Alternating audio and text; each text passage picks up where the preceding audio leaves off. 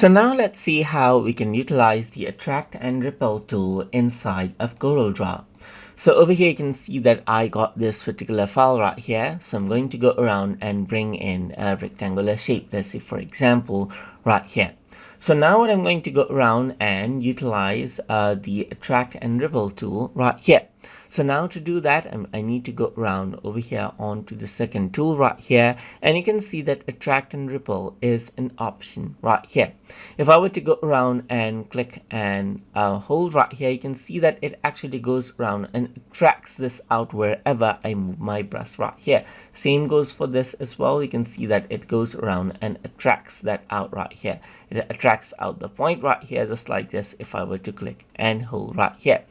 You can also go around over here and change around the size of the brush right here and change around the strength of the attraction as well, just like this. And you can see that as I click and hold, it actually goes around and attracts it out right here, just like this. Apart from that, you can also go around and repel this out right here by using the repel tool. And if I were to click and hold, you can see that it actually goes around now and repels out the brush section right here, just like this, as you can see right here.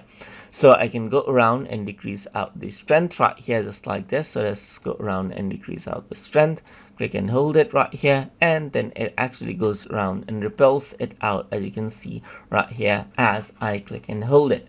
So that is how you can go ahead and then attract and repel out content. That is the graphics inside of Corel Draw.